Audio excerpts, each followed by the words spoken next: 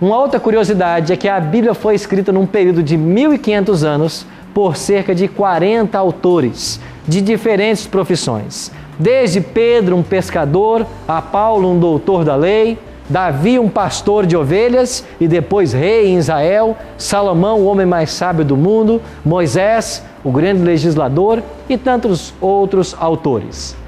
O Antigo Testamento foi escrito todo ele em hebraico, com pequenas porções em aramaico, e todo o Novo Testamento é escrito em grego, no chamado grego koiné, que era um grego comum falado no primeiro século da era cristã.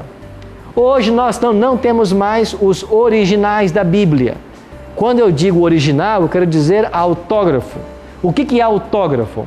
É o manuscrito escrito pelo próprio Paulo, pelo próprio Pedro, por Tiago. Esses manuscritos originais, que nós chamamos de autógrafo, eles não existem mais. O apóstolo Paulo, escrevendo a Timóteo, assim diz: toda a Escritura é inspirada por Deus e útil para o ensino, para a repreensão, para a correção e para a educação na justiça. Eu pergunto para vocês agora, quanto da Bíblia é inspirado? O que diz Paulo aí? Quanto dela é inspirado? Toda a Escritura é inspirada por Deus. Ou seja, se alguém disser para você assim, não, eu só sigo o Novo Testamento, o Velho eu não sigo mais, essa pessoa está certa? Se disser assim, não, eu não sigo o Novo Testamento, eu só sigo o Antigo, essa pessoa está correta? Também não. Toda a Escritura é inspirada. Ou seja, eu devo crer que do Gênesis ao Apocalipse foi o Espírito Santo quem inspirou esse livro para que os autores bíblicos o escrevessem. Bom, hoje o estudo começou sobre aquele tema, né, a Bíblia, né? O que te chamou a atenção naquele primeiro estudo que o pastor Ailton apresentou aqui? Na verdade, me chamou a atenção mais o formato do programa, que é espontâneo de verdade. Não são perguntas preparadas, nada. Olha, o primeiro estudo sobre a Bíblia foi muito bom, aprendi várias coisas, né? Eu acho interessante, fundamental para todo mundo e, se puder, eu peço que as pessoas assistam. Vão aprender muito, assim como eu. Consegui tirar todas as dúvidas, o pastor ele é muito bem, ele sabe explicar, ele sabe conversar. E por aí vai. Eu fiquei mais observando porque, assim, sobre a introdução da Bíblia, sobre essas partes aí, eu já fiz um estudo bíblico, essas partes assim eu já sei já. Aí eu quis dar oportunidade para aquele que não sabia, porque se eu fizesse uma pergunta, eu já ia, tipo assim, já saber da resposta já. Então deixei mais para algum dos povos estar fazendo a pergunta e pronto. Foi uma surpresa para mim saber que a Bíblia foi escrita no período de 1500 anos. Eu me imaginei que várias pessoas tinham se reunido, um grupo de pessoas de diferentes classes sociais, de diferentes idades, e tivesse escrito a Bíblia assim bem rapidinho, né? Quando eu mandei o vídeo para cá, eu fui claro, que eu tenho um vazio muito grande dentro de mim, que eu não sei se a palavra certa é romper com Deus, mas eu fui uma pessoa de muita fé em Deus. Aí sofri uma decepção muito grande e acho que rompi com Ele. Então, eu disse no meu vídeo que se essas explicações que eu procuro viessem baseado na Bíblia, de que eu não tinha interesse. Porque, na minha opinião, a Bíblia é uma coisa que foi o homem que escreveu. Então, eu preciso encontrar Deus, sabe? Não sei, não por intermédio da Bíblia. Tanto é que eu fiz uma pergunta para o pastor, digo, mas caramba, eu para amar a Deus, eu tenho que amar a Bíblia? Então olha, eu estou muito animado, mas com sinceridade, eu não estou conseguindo me encontrar. Essa é a minha sinceridade. No primeiro estudo da Bíblia, eu pude entender que ainda falta muita gente ter necessidade do conhecimento da Bíblia. E, inclusive, este é um dos fatores que tem bastante gente fora do Evangelho, que não conhece a Bíblia. Eu não sabia qual era a diferença entre a Bíblia do protestante e o catolicismo, então eu sabia que tinha uma diferença entre as duas, mas não sabia por quê. E aqui o pastor me conseguiu deixar claro a diferença entre as duas Bíblias. A Bíblia, como eu disse no vídeo que eu gravei, ela continua sendo um livro muito enigmático, né? É uma coisa que é difícil você entender, só depois de muito estudo. Mas eu percebo que a cada passo, a cada novo capítulo que você lê, você vai descobrindo coisas novas. E uma coisa vai fazendo ligação com a outra, né? A mente vai se abrindo, o coração vai se abrindo, você vai entendendo melhor qual que é a mensagem que a Bíblia vai passar. Eu sei que eu tenho muito para aprender ainda, mas o primeiro passo foi dado. Olá, amigos da Novo Tempo, sejam bem-vindos mais uma vez ao programa Bíblia Fácil. Esse é o segundo tema da série que estamos estudando e você é bem-vindo ao nosso programa para que juntos com esses 10 convidados especiais de várias regiões do Brasil possamos aprender mais a respeito da Palavra de Deus. Eu convido você a tomar a sua Bíblia e começar essa viagem através de vários temas daquilo que Deus deseja nos ensinar em seu livro. Na última semana estivemos juntos aprendendo sobre a Bíblia e a sua origem. O tema que hoje nós vamos estudar tem a ver como interpretar a Bíblia. Os cristãos têm a Bíblia em mãos, mas nem todos sabem como interpretar esse livro.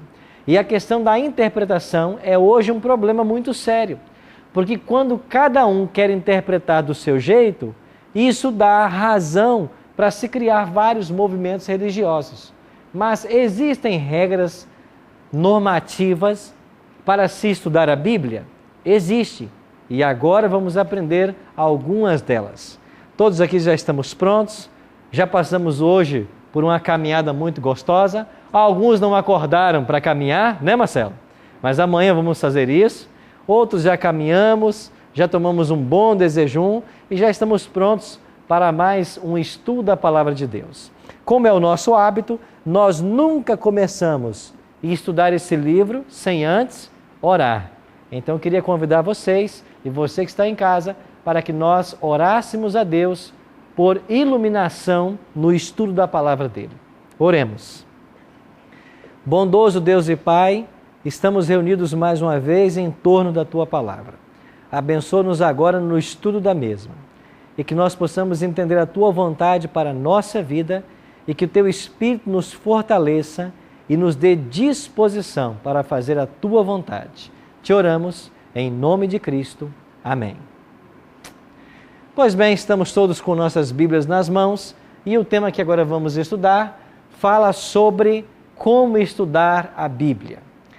Em Mateus capítulo 15, verso 14, Jesus citou um texto e para mim esta imagem resume bem esse texto.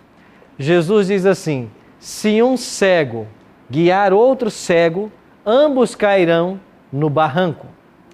Qual era o significado desta palavra de Jesus? Ele estava dizendo de que se uma pessoa não tem a verdade, tentar guiar uma outra, ambos continuarão no erro. Se um cego guia o outro cego, ambos cairão no barranco. Para que nós não sejamos cegos espirituais, nós precisamos que a Bíblia, a palavra de Deus, abra os nossos olhos. E nós devemos entender então como interpretar a palavra de Deus. Porque se nós não soubermos como interpretar, nós iremos ler as coisas e fazer aplicações indevidas. Então esse é um tema importante e nós vamos juntos estudá-lo nesta hora. O primeiro texto que nós vamos ler encontra-se na segunda carta de Pedro, no capítulo 1 e o verso 20, bem no finalzinho da Bíblia, segunda carta de Pedro 1, verso 20, página 194, Você que está em casa nos acompanhando, nós vamos ler então 2 Pedro 1, versículo 20. Assim diz Pedro. Encontraram? 2 Pedro 1, 20. Sabendo primeiramente isto, que nenhuma profecia da Escritura provém de quê? Particular. O que diz a Bíblia aí? Elucidação. Algumas versões dizem interpretação. Nenhuma profecia da Escritura deve provenir de particular interpretação, elucidação. Eu não devo dar ao texto a aplicação que eu acho que ele deve ter, mas o texto em si tem que me dizer qual é a interpretação correta. Isso acontece quando eu sigo as regras da hermenêutica. O que quer dizer a palavra hermenêutica? Nós temos aqui alunas e pessoas que já se formaram no direito. E a hermenêutica é uma palavra muito usada nesta área do ensino. A hermenêutica quer dizer interpretação do sentido das palavras e a arte e ciência de interpretar textos sagrados ou leis. Então nós temos a expressão hermenêutica jurídica, por exemplo, para conhecer dentro da advocacia o significado dos termos. Deixa eu aproveitar e perguntar para as nossas advogadas aqui, me dê um termo dentro do direito que é muito difícil de entender a um cidadão comum. Quem de vocês pode me ajudar? Pode pegar o microfone aí. Direito civil. Alessandra. Isso, a gente usa o termo tradição. Tradição. O que significa tradição no direito civil? Por exemplo, no contrato de compra e venda, a tradição é quando você vai entregar o bem. Quando eu vou entregar o bem, isso é tradição? É. Veja que o sentido da palavra para nós é totalmente diferente.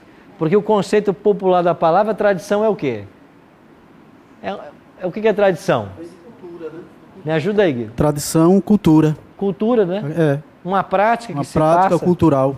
Ok. Passando de família a família. De geração para Geração a geração. Então, assim como essa expressão tem um significado totalmente diferente do que o senso comum para o direito, na teologia acontece a mesma coisa. E ao estudarmos a Bíblia, devemos interpretar dessa forma. Sim. É bom lembrar que, enquanto na teologia temos a hermenêutica, em letras temos a semântica. A que semântica. Tem o mesmo valor. Que se preocupa também com o sentido da palavra, das palavras. no texto. Certo? No texto. Contextualizando-a. Muito bem. Temos um pedagogo, além de teólogo, um pedagogo também nos ajudando aqui. Então, hermenêutica é o sentido das palavras. Bom, vamos falar um pouquinho então de morfologia. Morfologia tem a ver com o sentido da origem das palavras.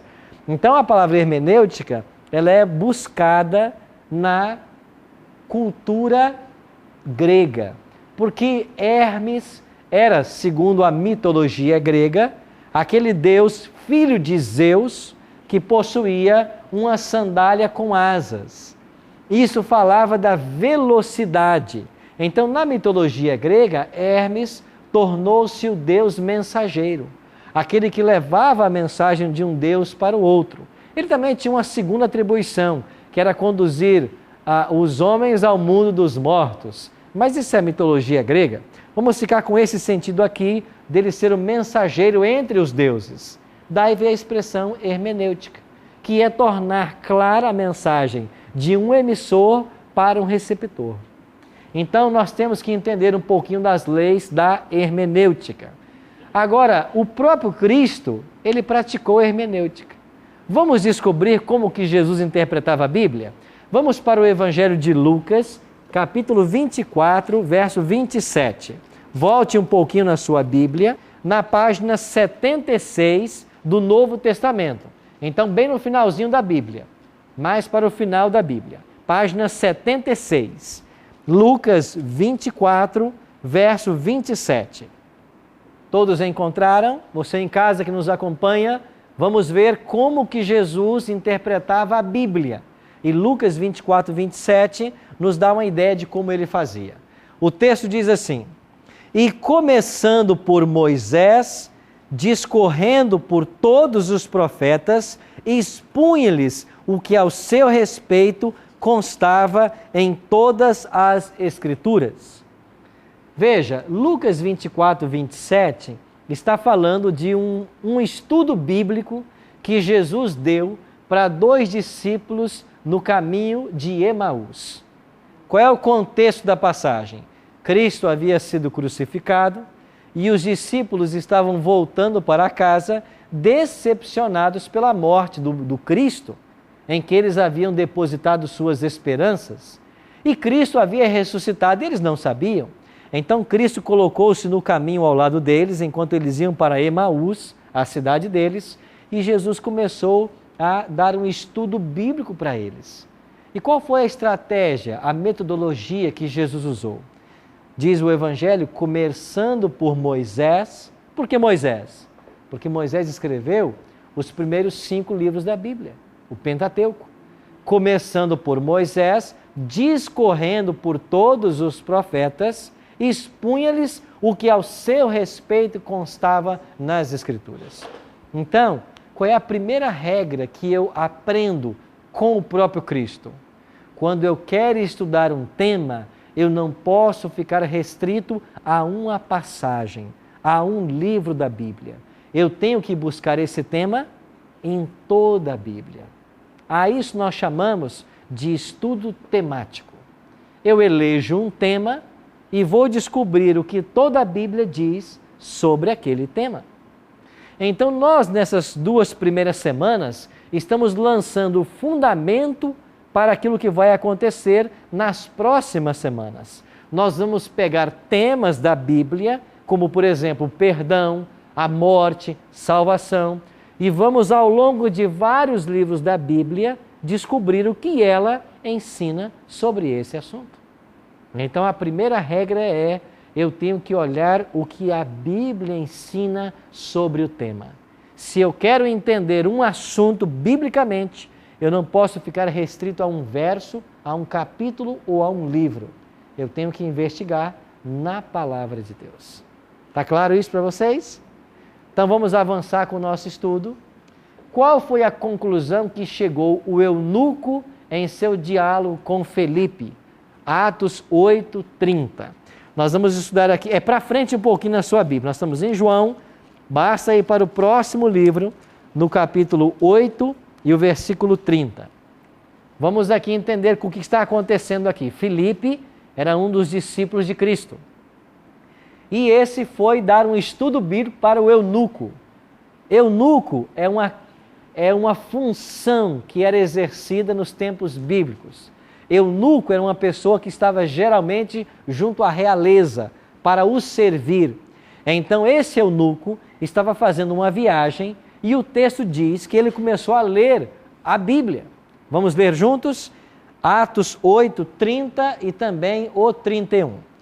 Diz assim a Bíblia: correndo Felipe, ouviu ler o profeta Isaías e perguntou: compreendes o que vens lendo? Ele respondeu: como poderei entender se alguém não me explicar? E convidou Felipe a subir e a sentar-se junto a ele. Olha o que o eunuco disse para o apóstolo Felipe: se não houver quem me explique, como que eu vou entender o que o profeta Isaías está dizendo?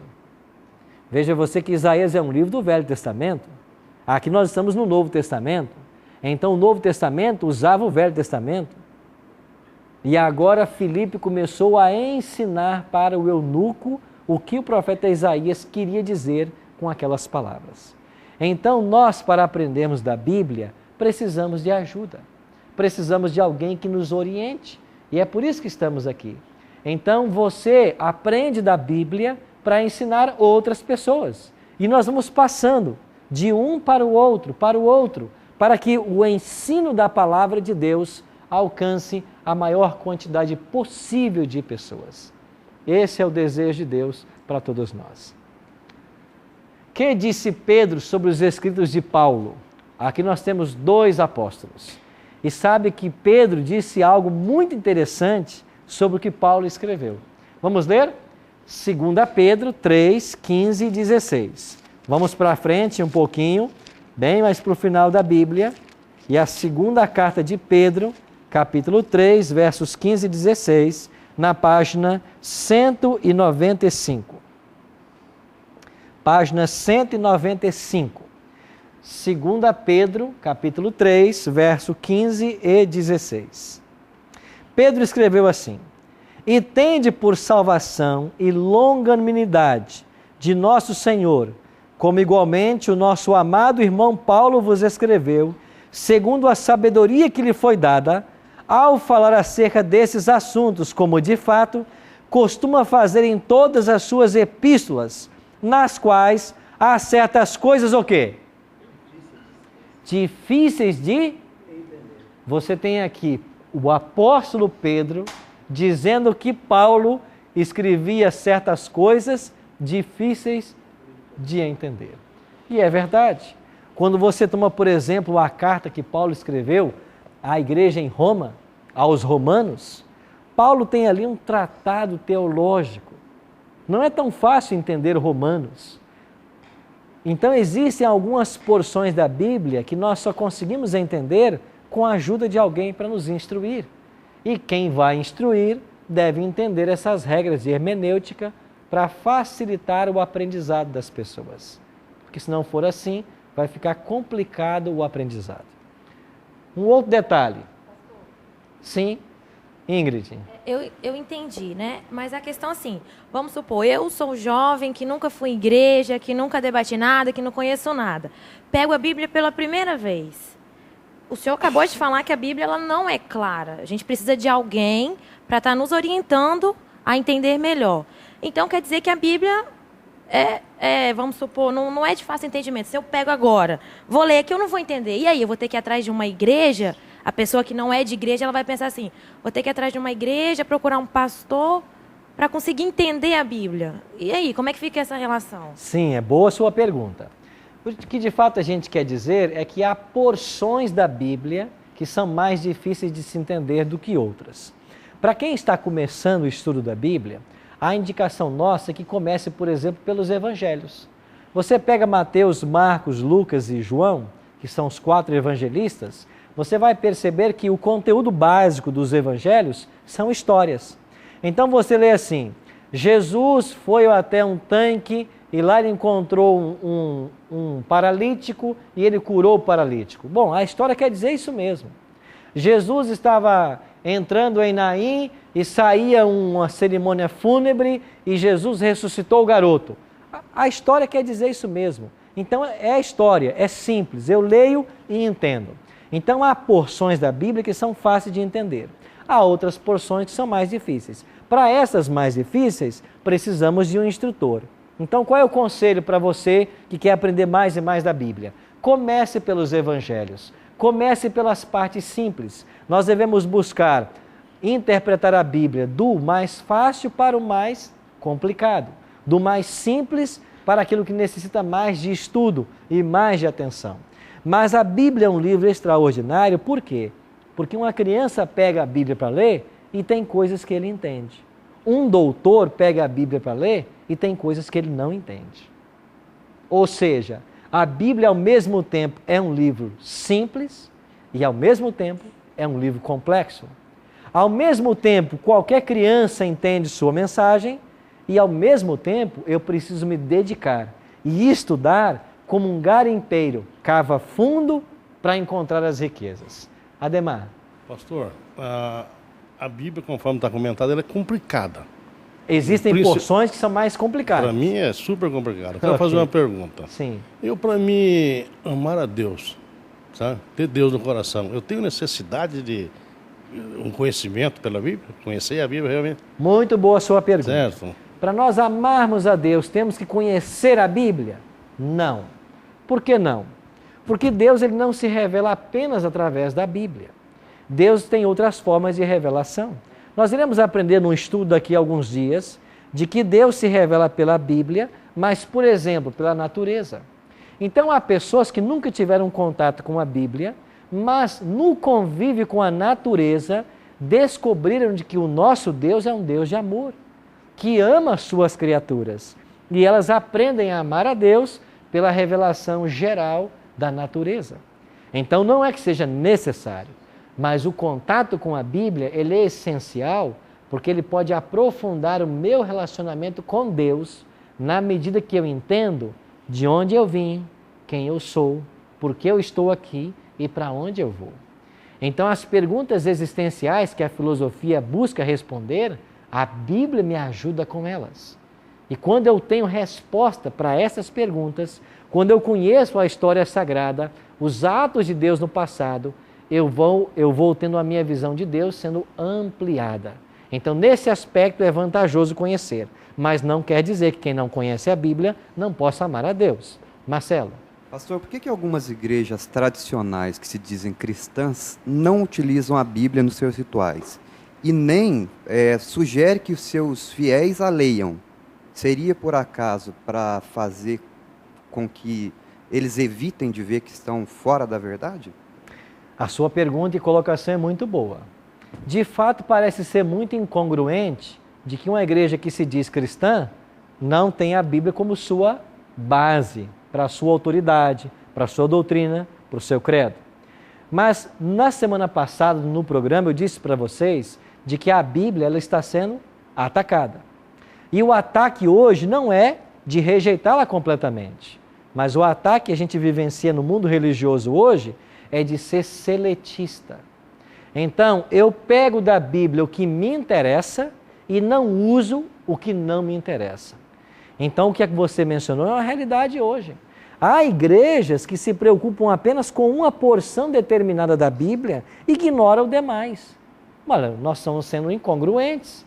Se a religião cristã tem na Bíblia o seu documento fundamental, eu não devo ignorar nada do que ela ensina. Essa é uma grande verdade. Nós iremos para um rápido intervalo e em seguida voltaremos para o segundo bloco do programa, quando vamos aprender um pouquinho mais sobre a origem, a totalidade e a autoridade das Escrituras. Fique com a gente. No próximo bloco... Pastor, a minha dúvida. Se, de uma forma geral, a Bíblia é uma só, por que existe tantas religiões e tantas dominações evangélicas hoje em dia? E mais ainda, por que dentro da própria igreja evangélica, uma sempre critica as outras porque se acha que é a igreja verdadeira?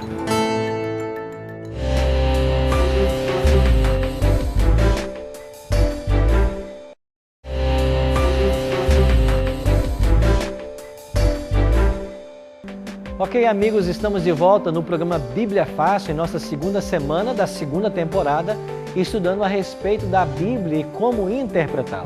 Se você deseja acompanhar nossos estudos, eu tenho aqui um guia que pode ser enviado para a sua casa inteiramente grátis e existem duas formas de você solicitar esse guia. Você pode acessar o nosso blog, novotempo.com/bibliafácil, preencher lá um formulário com os seus dados e nós vamos enviar através do correio para a sua casa. Ou você pode ligar para nós em horário comercial para Novo Tempo, 0 operadora 12 21 27 3121. 0 operadora 12 21 27 3121 e nós vamos enviar essa linda revista para você contendo os 18 temas que estamos estudando aqui no programa Bíblia Fácil. E eu quero aproveitar e dizer para você que se você tem uma pergunta a fazer sobre os temas que nós estamos apresentando, no blog do programa você tem lá um espaço para digitar a sua pergunta. Envie a sua pergunta que nós iremos responder essa pergunta para você, tá bom? Então você é convidado a interagir conosco. E os amigos que estão aqui reunidos no serviço ao longo desse período de estudo da Bíblia, estamos prontos para a segunda etapa do estudo de hoje, que vai falar justamente sobre como interpretar a Bíblia. Nós já vimos que Cristo, quando ele interpretava, ele pegava um tema e viu que esse tema era explanado em todo o livro. E eu queria mencionar para vocês mais 3 princípios. O primeiro princípio é origem divina das Escrituras. A Bíblia não é um livro de origem humana. Ainda que homens falhos e pecadores como eu e você tenham escrito esse livro, a sua origem é divina. Vamos ler um verso que vai comprovar isso? Vamos ler 2 Pedro, capítulo 1, verso 21. Acho que alguns já estão com a Bíblia aberta nesse verso. 2 Pedro 1, 21, página 194. Página 194. Você que em casa nos acompanha, 2 Pedro 1, 21, diz assim o apóstolo: porque nunca jamais qualquer profecia foi dada por vontade humana. Entretanto, homens o quê? Santos falaram da parte de Deus, movidos pelo Espírito Santo. Homem santo não quer dizer homem que nunca pecou, certo? Porque santidade na Bíblia não é igual a impecabilidade. A palavra santo na Bíblia significa separado para uso sagrado. Os profetas não eram pessoas que nunca pecaram, eles pecaram. Você pegue, por exemplo, Davi, que escreveu vários salmos. Davi foi um homem que cometeu adultério, que colocou um homem na linha de frente do seu exército para morrer, ou seja, ele provocou um homicídio, um homem que contou mentiras em algum momento, mas a Bíblia o chama de santo, e até um homem segundo o coração de Deus. Por quê? Não que ele não houvesse pecado, mas porque era alguém que se dedicou ao serviço do Senhor. Então, quando você se coloca para fazer a obra de Deus, você é um santo, na linguagem bíblica. E os profetas eram homens santos, porque Deus os usou, eles permitiram ser usados para escrever o livro que nós temos. Então, a autoridade bíblica, ela não é humana, ela é divina. Por isso nós devemos encarar esse livro como sendo a palavra de Deus, e não apenas como uma expressão humana ou a expressão de uma cultura em um tempo e uma data local. Ok? Um outro ponto tem a ver com a totalidade das Escrituras. Existe um texto que Paulo escreveu para Timóteo, em 2 Timóteo. Volte um pouquinho aí a sua Bíblia, volte algumas páginas. Você vai encontrar 2 Timóteo 3,16. 2 Timóteo 3,16, na página 176. Página 176. 2 Timóteo 3,16. Assim escreveu o apóstolo Paulo: toda a Escritura é inspirada por Deus e útil para o ensino, para a repreensão, para a correção e para a educação na justiça. O que Paulo está dizendo? Toda a Escritura é inspirada por Deus. Um segundo princípio que eu devo respeitar ao interpretar a Bíblia tem a ver com a sua totalidade. A Bíblia é de origem divina e toda ela é a expressão da vontade de Deus. Eu não posso eleger esse livro ou aquele, essa passagem ou aquela, e menosprezar os outros. Ela como um todo é a vontade de Deus. E um terceiro princípio que eu queria mencionar para vocês é a autoridade da Bíblia. Esse princípio hoje está sendo muito contestado. Alguns estão ensinando por aí de que os primeiros 11 capítulos do Gênesis, eles não são literais, são simbólicos. Deus de fato não criou o mundo em 7 dias ou 6 dias literais. Então o ensinamento bíblico está sendo combatido. Mas um princípio de interpretação é a autoridade da Bíblia. E o texto que nos ajuda com isso é o profeta Isaías. Vamos lá para o Velho Testamento. Isaías, no capítulo 8 e o versículo 20. Está na página 473, 473 do Antigo Testamento. Talvez a paginação em casa não confira, mas nós iremos ler agora Isaías, capítulo 8, versículo 20. Isaías fala sobre a autoridade da Bíblia. E Isaías 8, 20 declara: a lei e ao testemunho, se eles não falarem desta maneira, jamais verão o quê? A alva. Quem é a alva nesse texto? É Cristo. A lei e ao testemunho.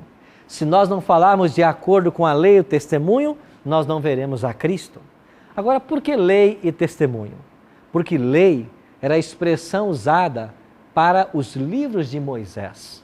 Gênesis, Êxodo, Levítico, Número e Deuteronômio. Esses primeiros 5 livros da Bíblia, conhecidos como Pentateuco, também eram chamados de Torá, a lei. Então, quando o Velho Testamento fala de lei, é uma referência aos escritos de Moisés. E os profetas? Os outros livros, escritos por Ezequiel, Daniel, Isaías, Jeremias. Então, lei e profetas é uma referência a todo o Velho Testamento. O que Isaías está dizendo? De que se alguém não fala de acordo com toda a Bíblia, ele jamais verá a Cristo. Você tem uma pergunta, Lília? Por favor. Pastor, a minha dúvida. Se, de uma forma geral, a Bíblia é uma só, por que existe tantas religiões e tantas dominações evangélicas hoje em dia? E mais ainda, por que dentro da própria igreja evangélica, uma sempre critica as outras porque se acha que é a igreja verdadeira? Entendi. Muito boas suas perguntas. Vamos à primeira dela. Por que nós temos tanta religião, tantas religiões? Eu penso que um dos motivos por que nós temos tantas religiões é porque se ignora os princípios de interpretação da Bíblia. E quando eu não conheço esses princípios e interpreto a Bíblia do jeito que eu quero, eu acabo criando um movimento religioso baseado numa interpretação errônea da palavra de Deus. Então você tem igrejas que se apegam a um verso, ou às vezes um capítulo, e fazem disso a única doutrina da igreja. E isso se torna uma marca característica, quando que as igrejas deveriam pegar toda a Bíblia e fazer de todas as doutrinas bíblicas a sua doutrina. Esse é o primeiro ponto. O segundo ponto envolve a crítica. Eu não posso criticar ninguém, Jesus condenou até aqueles que julgam. Agora, existem dois lados da moeda. Eu não devo criticar a pessoa por uma ação da pessoa. Agora, eu devo saber examinar para saber o que é certo e o que é errado. Porque se eu crer em tudo o que se prega, eu serei levado com a multidão. Eu não posso ser assim. Então, quando a gente exalta a verdade, pode ser que uma igreja ou outra que não creia nessa verdade se sinta ofendida. Mas não deveria ser assim. Então eu tenho que respeitar todas as pessoas, todas as religiões, mas por respeitar, eu não posso omitir a verdade. Em termos religiosos, o que ensina a Bíblia, ele se coloca numa posição semelhante à de um médico. O médico não pode ignorar uma doença que o paciente tem e nem escondê-la do paciente. E às vezes é necessário até uma amputação, mas para se salvar a vida. Então, às vezes, nós, ao estudarmos a Bíblia, temos que fazer declarações que possam parecer duras, pesadas. Mas nós temos que entender que se é a Bíblia que está dizendo, isto é para o meu benefício. Alessandra? Pastor, você disse que a Bíblia ainda está válida por completo. Mas aquelas leis de Moisés que são antigas também são válidas hoje em dia? É possível viver a Bíblia por completo atualmente? Boa sua pergunta. O que na Bíblia que ainda hoje está em vigência e o que não está? Quando nós olhamos para o Velho Testamento, nós percebemos que o fio condutor do Antigo Testamento era o santuário e o sistema de sacrifícios de animais. Por quê? Porque dependendo do sistema de sacrifícios, dependendo da atitude do israelita, do cristão, da pessoa que viveu no Velho Testamento, para com o santuário e a matança de animais, é que ele era salvo ou não. Então, se eu cria no Messias vindouro e quando pecasse, sacrificava um animal, eu estava dentro do plano divino. Isto era o plano de Deus para as pessoas que viveram no Velho Testamento. Quando Cristo vem e morre na cruz, ele cumpre o papel profético exemplificado pelos animais. Então, o que da Bíblia, particularmente do Velho Testamento, que eu não mais preciso praticar? O sistema ritualista da matança dos animais. Então, hoje, quando eu peco, eu não tenho que matar um cordeiro, matar uma pomba ou um outro animal qualquer, segundo a lei mosaica indicava. Então, a lei cerimonial de sacrifícios de animais teve o seu cumprimento na cruz. Então, é esta lei que eu não preciso mais praticar. O apóstolo Paulo vai esclarecer isso, principalmente no livro de Hebreus e em Romanos. Então, Paulo vai dizer de que aquelas leis eram transitórias e apontavam para Cristo. E uma vez que Cristo veio e morreu na cruz, eu tenho que me aproximar agora do santuário celestial, aonde Cristo intercede por mim, aonde Ele, como Cordeiro de Deus, foi imolado uma vez para sempre, para ter o perdão dos meus pecados. Então, a própria Bíblia ensina aquilo que não mais deve ser praticado e aquilo que continua ou que deve continuar sendo praticado. Ok? Um outro princípio de interpretação que eu queria falar para vocês tem a ver com sola, tota e analogia fidei. Essas são expressões latinas. A expressão sola Escritura significa somente a Escritura. E quando falamos em sola Escritura, um personagem vem à nossa mente: Martinho Lutero. Martinho Lutero foi o grande homem na história da humanidade que exaltou que só a Bíblia é a autoridade. Num tempo em que as igrejas baseavam sua autoridade na tradição, baseavam sua autoridade em costumes, Lutero veio e disse: não, só a Bíblia é a autoridade. Se nós quisermos saber aonde está a verdade, só a palavra de Deus. Já o princípio tota escritura quer dizer toda a Bíblia. Só a Bíblia e toda ela, não uma porção dela. É um outro princípio a ser respeitado. E o princípio analogia da fé quer dizer o seguinte: o que a Bíblia diz num verso, ela tem que confirmar em outro. E se houver uma aparente contradição, eu devo buscar a maioria dos textos para entender aquele texto difícil. Então eu busco os textos fáceis para entender os textos difíceis. Deixa eu dar um exemplo para vocês.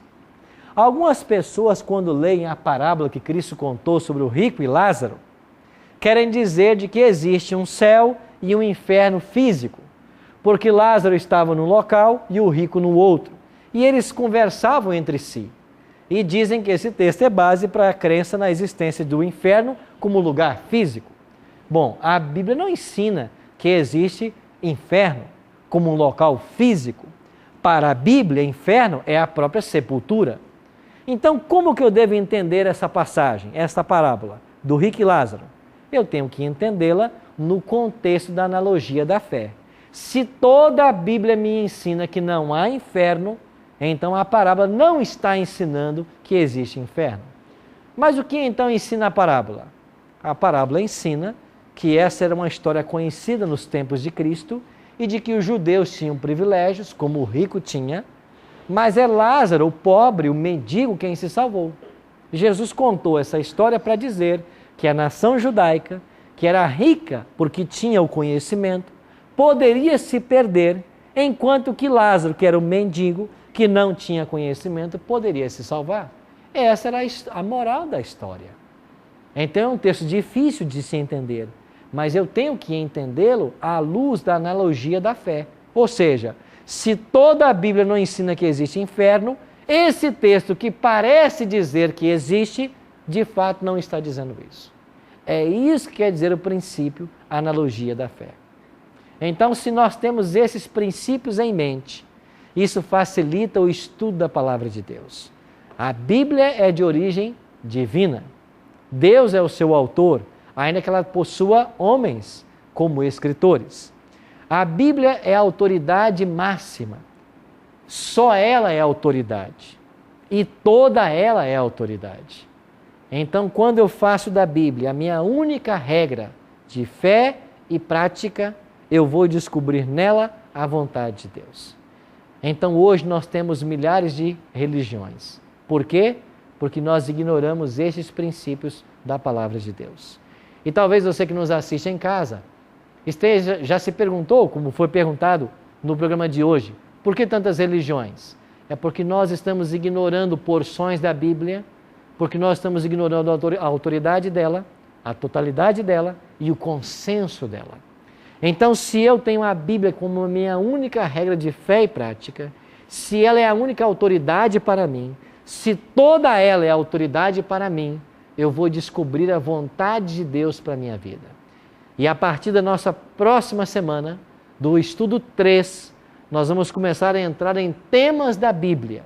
E nós vamos descobrir aqui qual é a vontade de Deus para a minha vida e para a sua vida. E que ao descobrirmos, o Espírito Santo nos ajude a colocarmos a vontade dele em prática. Por isso, vamos orar, para que Deus continue nos conduzindo nessa viagem de estudo da Palavra de Deus. Feche os seus olhos, oremos juntos. Pai de amor, obrigado por esse livro maravilhoso que o Senhor deixou para nós. É uma carta de amor, com todas as instruções que nós precisamos para encontrarmos a real felicidade. e sabermos o futuro glorioso que o Senhor tem para cada um de nós.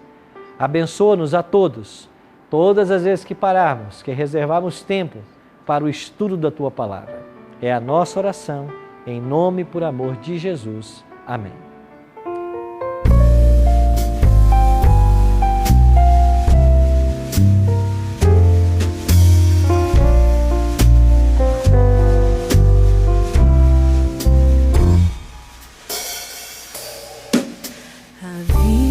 Tem tristezas e tentações que não são fáceis, mas existe um Deus que sabe tudo e vai além do que é comum.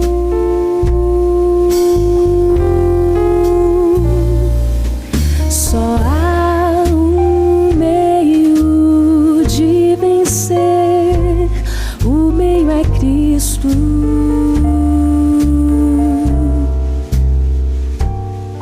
Ele é vida, Ele é paz, Ele é amor.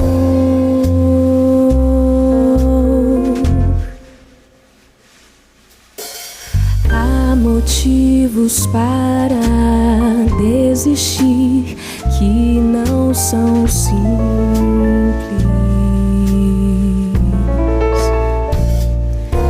mas existe um Deus que tudo vê e vai além do que é comum.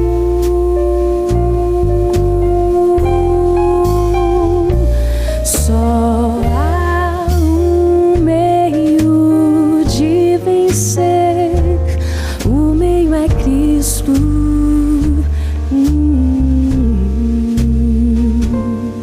Ele é vida, Ele é paz, Ele é amor.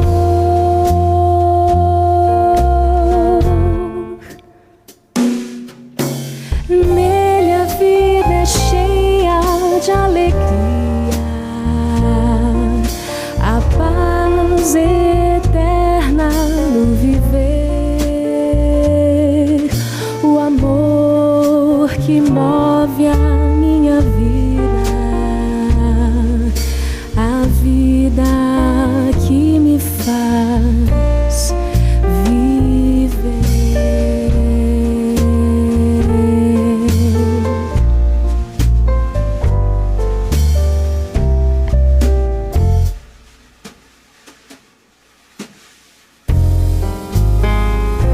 Só há um meio de vencer, o meio é Cristo.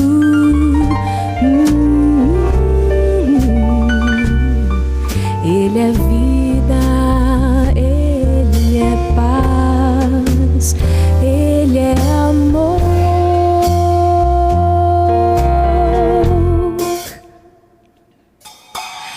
Nele a vida é cheia de alegria, a paz eterna no viver, o amor que move a minha vida, a vida que me faz viver.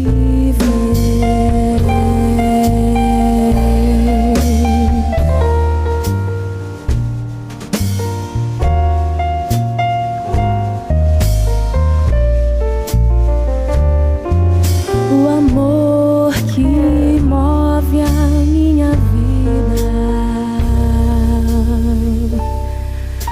a vida que me faz viver.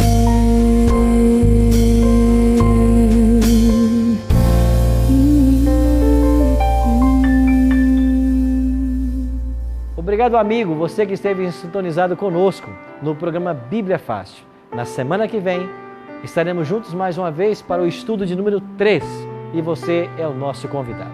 Que Deus o abençoe.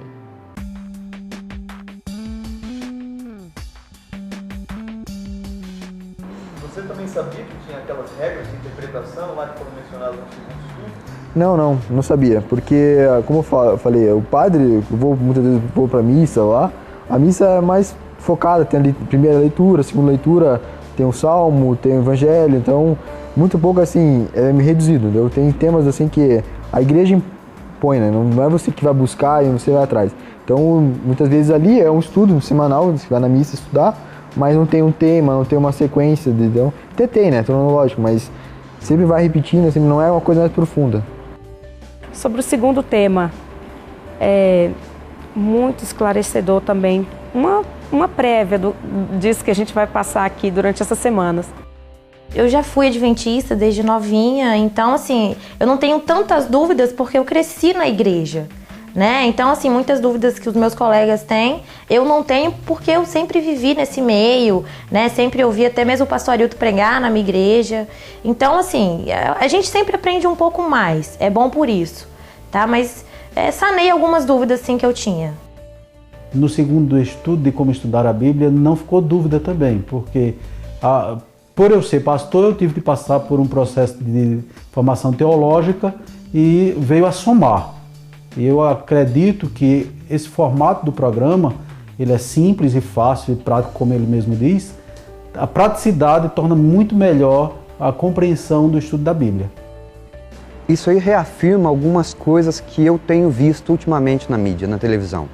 Você tem muitas igrejas que usam da mídia e você vê que eles estão fazendo aquilo não para passar a palavra de Deus, mas usam daquilo como mercado.